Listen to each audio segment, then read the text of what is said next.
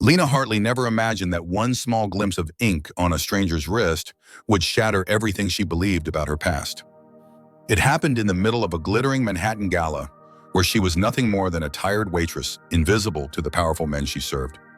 But when the cold, untouchable billionaire Richard Calloway reached for a glass and revealed a tattoo identical to her mother's, Lena felt the floor tilt beneath her.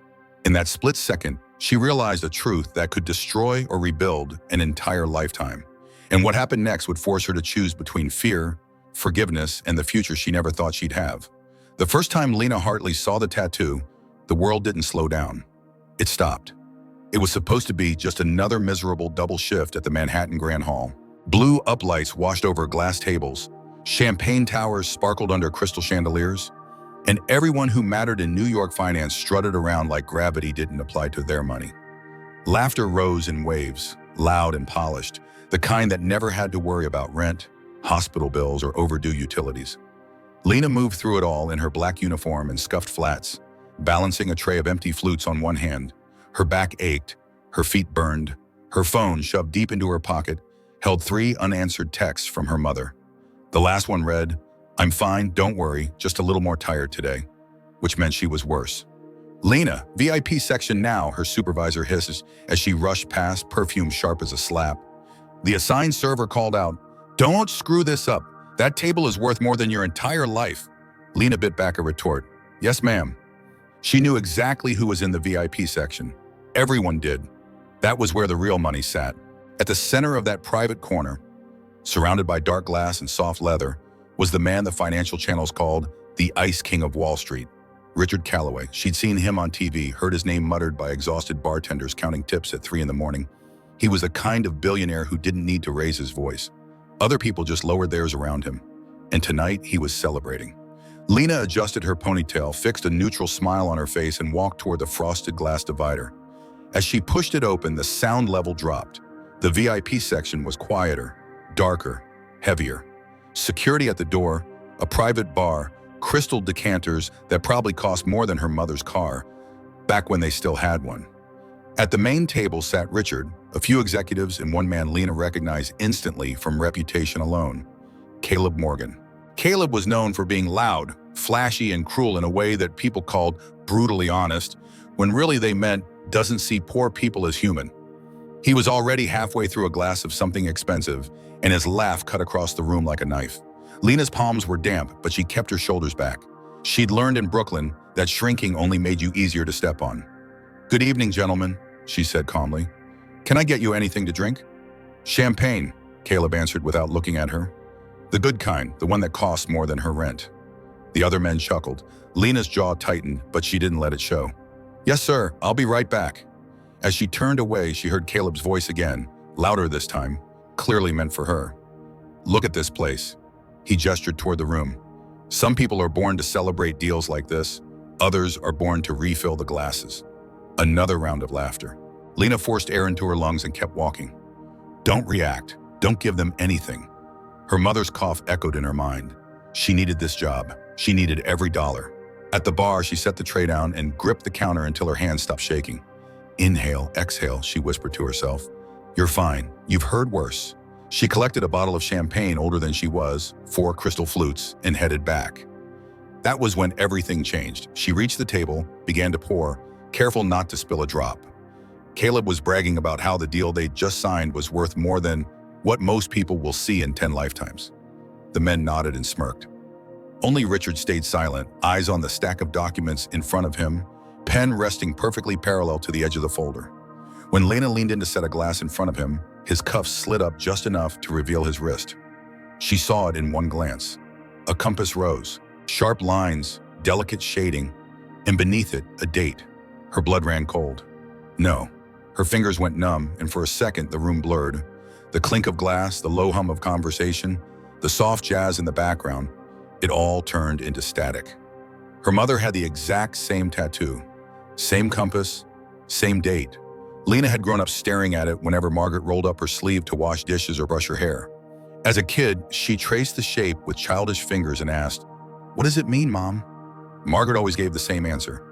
"A bad decision and a love I never got over," she'd say, half smiling, half broken. and a reminder never to trust a man who runs when you need him most. She never said his name. Never once. University of Florence. That was all Lena knew. They met there. They dreamed there. He left when she got pregnant. He sent money and a few cruel words, then vanished. And now his tattoo was sitting 3 feet from her, attached to the wrist of one of the richest, coldest men in New York. "Miss," someone said. Lena blinked. A drop of champagne had splashed onto the tablecloth. Her heart hammered hard enough to make her feel a little sick. "Sorry," she murmured. "Excuse me." She stepped back, tray pressed against her stomach, trying to breathe through the storm inside her. It could be a coincidence, she told herself. People get compass tattoos all the time. People share birthdays, anniversaries, random dates. But not that design, not that exact date. What if it's him? Her mind tried to slam the door on the thought, but it was too late. The idea squeezed through the crack and sat down in her chest, heavy and undeniable. She could walk away, finish the shift, go home to the tiny apartment in Brooklyn where her mother slept sitting up because lying down made the coughing worse. She could pretend she never saw it.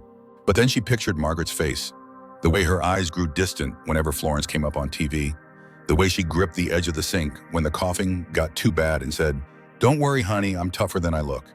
If this man was the one who had abandoned her mother and disappeared, he owed them more than a passing coincidence. Lena didn't remember when she made the decision.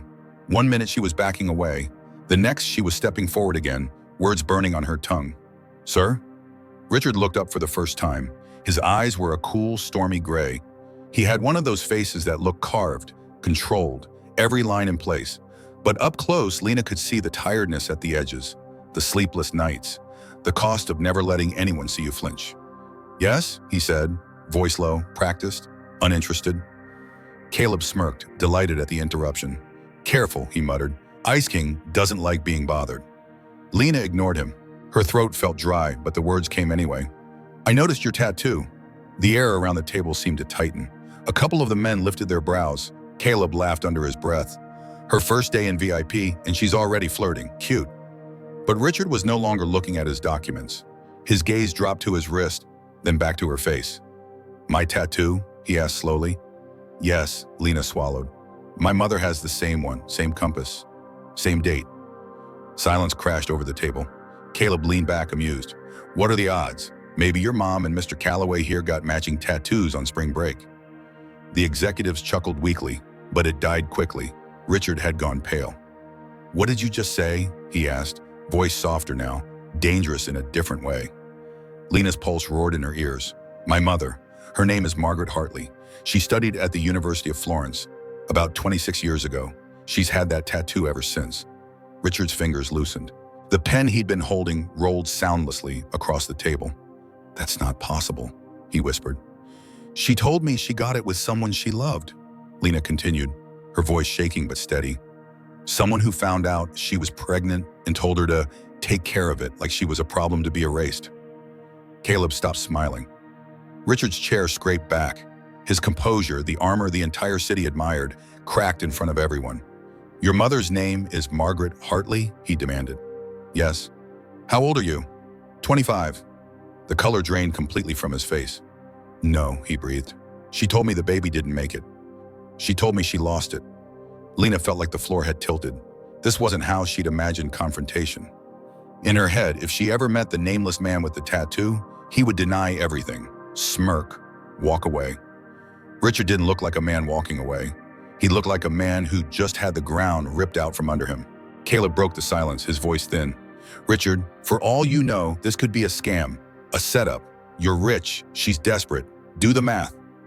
Richard turned on him with a look Lena had never seen on TV, a look that could freeze fire. "Shut up," he snapped. Caleb actually did. Richard rose to his full height, knocking his chair sideways. The room seemed to fade until it was just him and Lena. "Where is she?" he asked. "Your mother. Where is Margaret?" Lena took a step back, tray pressed painfully to her ribs. "At home," she said. "In Brooklyn." "Is she alone? Is she sick?"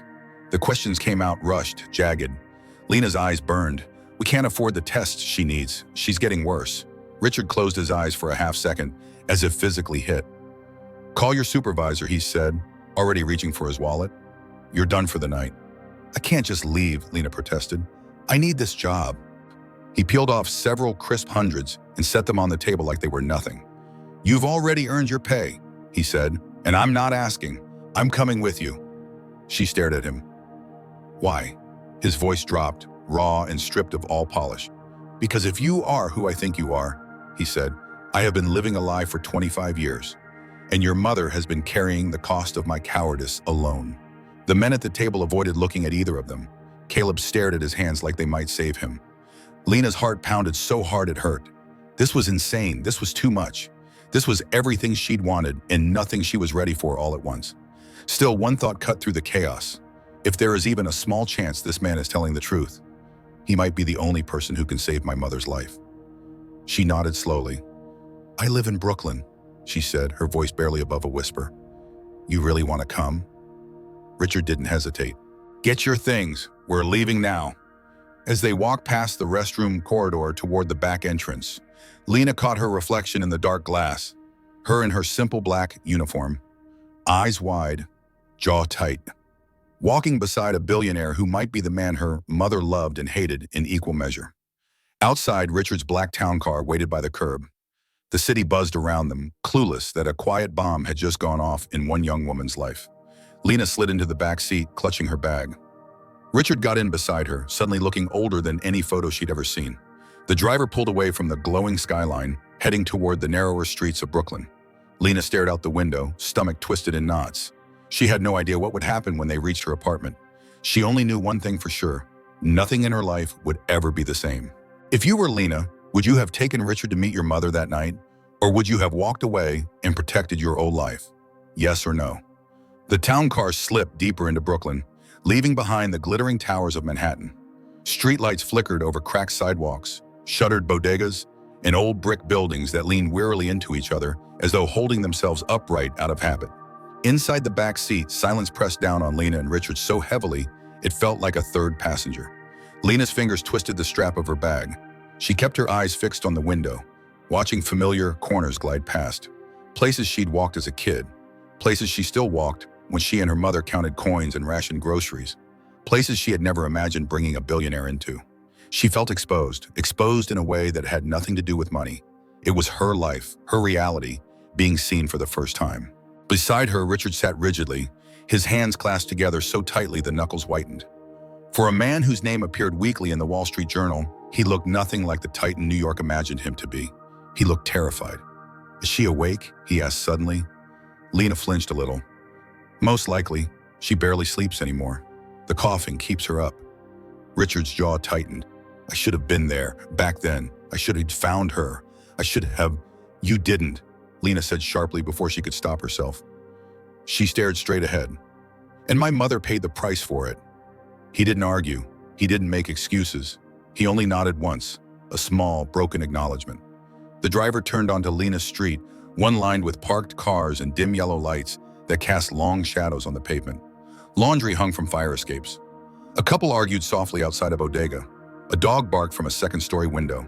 This was her world. Not perfect, not shiny, but hers.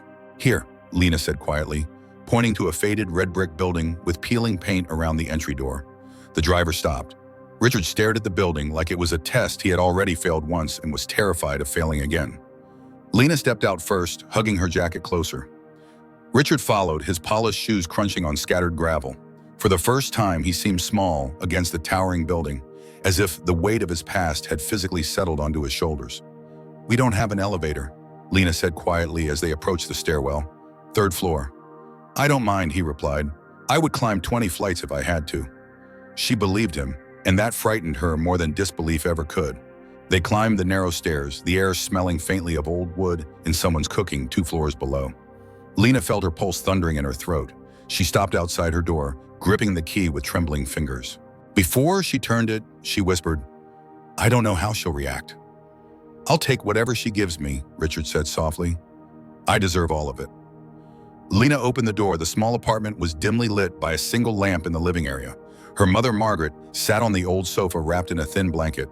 She looked up, expecting to see her daughter returning from work. Instead, her eyes widened, the blanket slipping from her hands as she stared at the man standing behind Lena. "No," she whispered. Her hand rose to her mouth. "No, it can't be." Richard took a step inside, but the apartment felt too small, too intimate, too full of memories he wasn't prepared to face. "Return." "Margaret," he breathed. "It's me." Margaret pushed herself to her feet so fast she swayed forward, coughing sharply. Lena rushed to steady her. "What are you doing here?" Margaret's voice trembled with disbelief and anger. "How did you find me? Why now?" "Because I didn't know," Richard said, voice thick. "I didn't know you kept the baby. I didn't know she lived." Margaret stiffened, eyes blazing. "You told me to get rid of her." Richard flinched. He took a slow breath as if the truth physically hurt. "Yes, I was young, stupid, terrified. My father had control over everything I did. He threatened to disown me, strip everything from me. I thought I was cornered." "You were a grown man," Margaret spat back. "I was the one alone, crying in a foreign country with a child inside me. I didn't need money. I needed you." Lena felt those words slice right through her. Richard looked like someone standing bare in a storm with no umbrella left to hold. "I know. And I didn't show up. I disappeared. That is the truth. And it has followed me every day since, Rano." Margaret turned away, her breath shallow. "You lost your right to explanations a long time ago." "But I didn't lose my responsibility," he said quietly. Lena saw her mother's shoulders tremble. The cough seized her again. Lena hurried to get a glass of water as Richard moved instinctively to help, but stopped himself, afraid even his presence might reopen an old wound. Margaret sank back down on the couch, exhausted. Lena sat beside her. Richard remained standing, as if he didn't deserve the dignity of sitting in this space. Lena finally spoke. "Mom, he saw my tattoo on his wrist. The compass. The date. I recognized it." Margaret closed her eyes like she had been pierced. "I kept hoping that tattoo meant nothing anymore." Richard's voice cracked. "It meant everything. I never covered it, never removed it. It was the only thing left from a weft I threw away." Margaret didn't look at him, but her jaw softened. Just slightly. Just enough for Lena to see something shift. He asked gently, "Margaret, how long have you been sick?" She winced. "It's nothing." "It's not nothing," Lena said. "She's been coughing for months. She's weak. We don't have insurance." Richard looked stricken, as if he'd been punched. "Let me help, please. Let me take her to a real hospital. Tonight." Margaret opened her mouth to protest, but another cough racked her body. She covered her mouth, struggling for air. Lena touched her arm. "Mom, please, let him help." Richard knelt down directly in front of her, something unimaginable occurring right there on the worn-out carpet. "I can't change the past," he whispered. "But I swear on everything I have I won't fail you again. Or her. Let me make this right, even if you never forgive me." Margaret's eyes filled with tears she tried to swallow. Her voice was barely audible. "I don't know if I can trust you." "You don't have to trust me," he said softly. "Just let me help you breathe again." The room was quiet except for Margaret's shallow breaths and the city sounds outside the window. Lena looked back and forth between them, her own chest tight with fear and hope tangled together. Margaret finally whispered, "Oh, Adam. All right, take me to the hospital." Relief washed across Richard's face so powerfully he had to close his eyes. He stood, gently helping her up. His movements were careful, respectful, almost reverent, as if he was touching the most fragile truth he had ever held in his life. As they walked down the stairs, Lena followed closely behind them. Her heart beat hard, not just from fear for her mother, but from something else too, something she wasn't ready to name. Outside, the night air felt colder. Richard opened the car door for Margaret, his hands shaking slightly. He didn't hide it. He didn't try to pretend anymore. Lena settled beside her mother. Richard climbed in after them, giving the driver the name of a private hospital in Upper Manhattan. Lena looked down at her mother's frail hands resting in her lap. Then she looked at Richard, who stared straight ahead, grief and determination carved deep into his face. For the first time, she wondered not who he had been 25 years ago, but who he might become now. If you were in Margaret's place, would you have let Richard take you to the hospital after everything he had done? Or would you have refused his help? Yes or no? The hospital room was quiet except for the rhythmic beeping of monitors and the soft hiss of oxygen flowing through the tube beside Margaret's bed. Morning light streamed through the window, brushing pale gold across the blankets. Lena sat dozing in a chair, her head tilted against the wall, exhaustion pulling at her features. She hadn't slept in almost 24 hours, not since she brought her mother in during the night. Richard had paced the hallway the entire time, too tense to sit, too afraid to leave. When the specialist finally emerged hours ago, his words had felt like a lifeline. A severe lung infection, yes. Dangerous, yes. But treatable. Treatable with the right care and resources. The very things Lena had never been able to afford. Richard listened to every instruction, every medication detail, every possible outcome, and when the doctor explained the cost, he nodded without hesitation. "I'll cover everything," he said. "Every test, every treatment, every day she needs." Now, as sunlight pushed more fully into the room, Margaret stirred. Her breathing was steadier than the night before. Her eyes fluttered open and landed on Lena, then shifted to Richard, who had finally stopped pacing and was standing near the foot of the bed.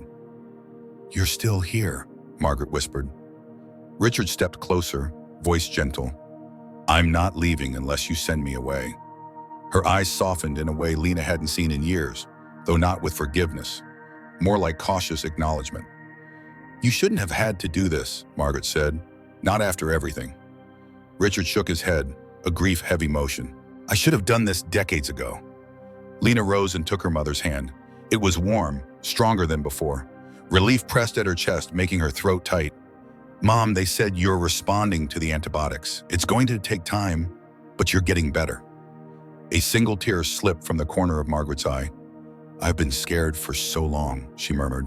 "Scared of getting worse. Scared of leaving you alone." Richard's voice cracked. "You're not alone anymore. Neither of you are, if you'll let me stay." Margaret looked between them, searching their faces. Her expression wasn't anger now, it was sorrow. It was memory. It was the fragile beginning of something that had been buried beneath pain for too long. "I don't know how to forgive you," she said quietly. "I'm not asking for forgiveness," Richard replied. "I'm asking for the chance to earn it." Lena squeezed her mother's hand gently. "Let's take this one day at a time." Over the next week, Richard kept that promise without faltering. He arrived early every morning with fresh flowers and food Lena and her mother couldn't pronounce.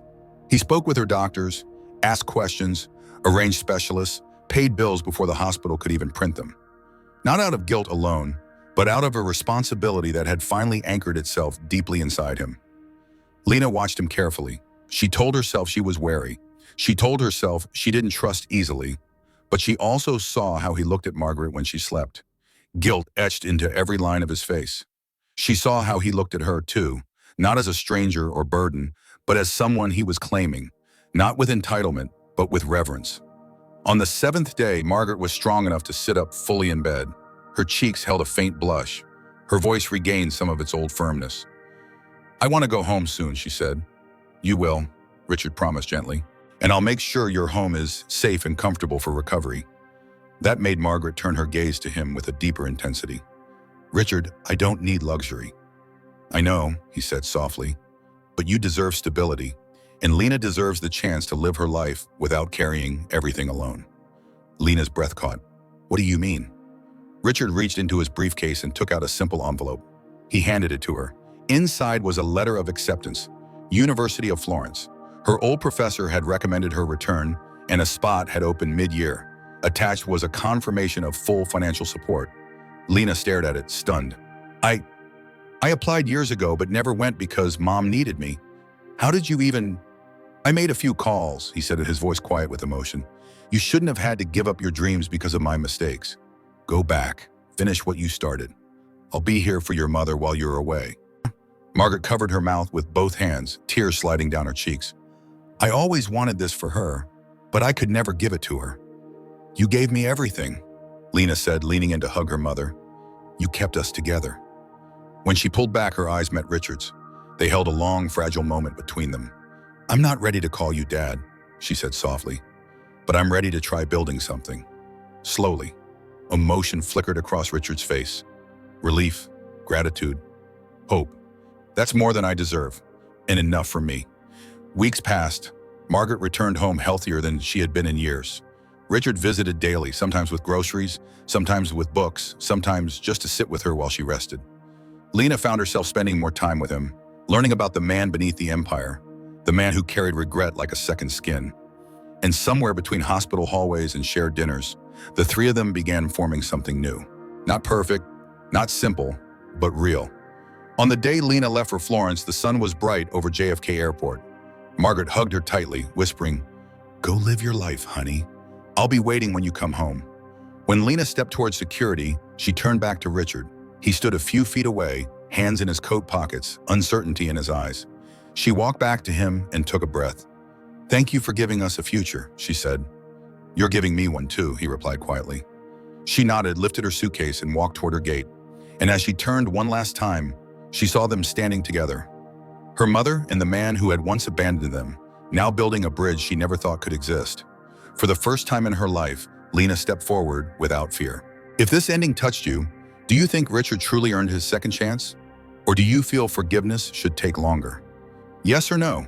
And what do you personally think about Margaret's choice to let him back into their lives? If you enjoyed this story, please like, subscribe, and tap the bell so you won't miss the next one. Comment below and tell me what country you are watching from, and feel free to share this story so more people can reflect on it.